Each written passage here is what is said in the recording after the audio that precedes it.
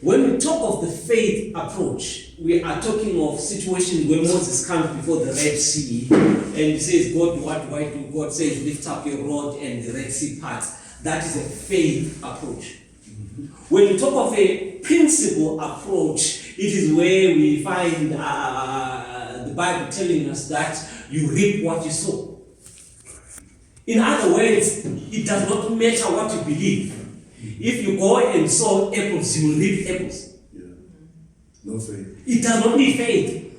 It needs you to apply certain principles so that a certain outcome you will receive.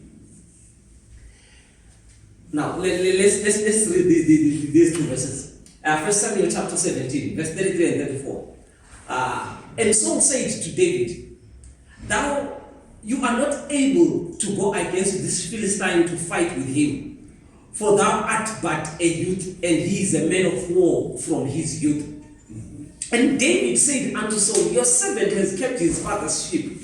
And there came a lion and a bear and took a lamb out of the flock. Verse 35, and I went out after him, and I smote him and delivered it out of his mouth. And when he arose against me, I caught him by his beard and smote him and slew him.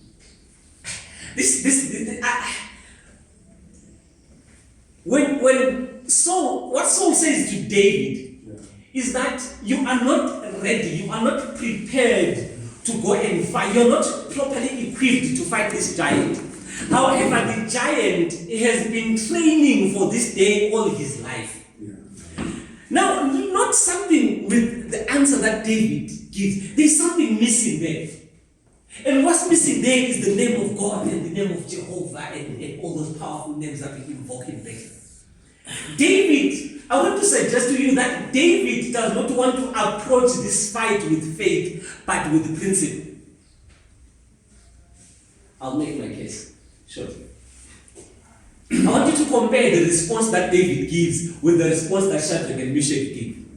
When Shadrach and Meshach and Abednego were told about the fire, they said, "O king, we are not faithful to answer you. We are not careful to answer you in this matter. If God that we serve delivers us, He will deliver. If He does not, He will not." They were coming into it through faith because there is no principle that trains us how to prepare for fire. But now David says to Saul, "You see, I have been, whilst he was preparing to come and fight here, I also was preparing to come and fight here." Yeah. His training was with the sword, mine was with the sling. Now I need you to understand a few things about the training of David in preparation. I want you to understand that this was not an issue of faith, this was an issue of preparation. Principle. Number one, David has been trained in the art of winning. With the small battles that God has given David over time, David knows how to win. You see, winning is a behavioral pattern. Winning is something that you learn. This fight was too big for David to come and start winning on this day. Yeah. He has to be winning on his way to this time, such that when he goes into the battle, the most likely outcome that he expects is winning. Now, this is the point. Some of us, we want to go and win when it matters most, but we look down on small opportunities where God places us in order for us to win. A small decision on whether to turn left or turn right, that is an opportunity to win and master the art of winning. A small decision to follow her or to leave her alone is an opportunity to learn how to win. A small decision to take or to leave is an opportunity to learn. The more we learn how to win, the more we will win when it matters most. That is the training number one that David has received. Training number two, David was a master slingshot. The Bible does not tell us, but go into history and understand that this was a specialized skill. The sling was actually considered to be more lethal than the bow and arrow. Every army had a battalion of slingshots that had spent their life from being kids, being trained on how to throw a sling. So it was a seriously specialized skill. And David employs that skill. So not only is David knowledgeable on winning, David also comes into the battle with a skill that he has mastered. And he employs that skill with precision. Number 3, David has learned how to be patient. Remember, David was anointed when he was 13 to be a king.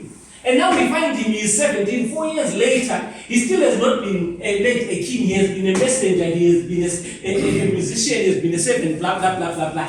He has learned how to be patient. Why does it matter? Because if he lets go of that stone too early or too late, the battle is done. He's gone. So he has to be patient enough to know that now is the right time. No minute too early. Number 4, David has learned how to be humble.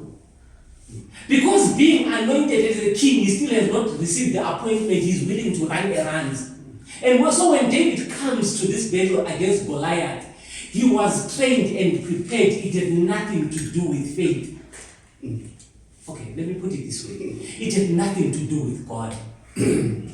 What God had done was before the battlefield. God had prepared David for the battlefield, and when the exam came, the teacher walked out of the exam room and came back after an hour, 30 minutes. The student was done. But now we have this thing in reverse. We fail to cooperate with God in our preparation and what to evoke His name when we come into battle. Not all battles are meant to be won by faith. Most of life's battles can be won and only won by principle. Show me one man who became rich by faith, and I will apologize. That is an outcome of principle, nothing but principle. That is why we end up saying, man. No. They are hidden, yes, but they apply the right principles to get wealth. Okay. There are issues of faith, there are issues of principle. Yeah. David says, Goliath has been prepared for war. I'm prepared for war too. Let's go. Okay, maybe a last point to encourage somebody. Once God is preparing David to win, He's also preparing Goliath to lose. Goliath is big. He has a genetic disorder that causes him to become a giant. That means his body has grown faster than his age, so his bones are not fully developed, they are too soft. Number 2, because of his size, he's too slow. Number 3, because of the genetic disorder that he has, his eyesight is poor. Number 4, because of arrogance, he tells his armor bearer to move from in front of him, leaving himself open. So when David shoots the stone, the opportunity has been prepared by God for defeat. He's big, he's too big a target to miss. He's too slow a target to move. He's too soft a target to resist. And when he's too arrogant a target to have protection. What would have happened if God had prepared Goliath to come and die, but David was prepared to come and kill? David would have walked out, and they would have walked out and said, no, but God did not. You see, we went there and we did, we prayed, but God did not. No, you were not prepared.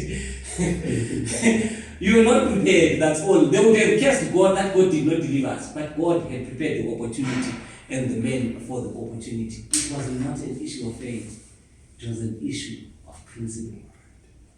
Not everything is about faith. Some things are about principle. So let us learn when to apply our faith and when to apply good old discipline. May God bless the reading.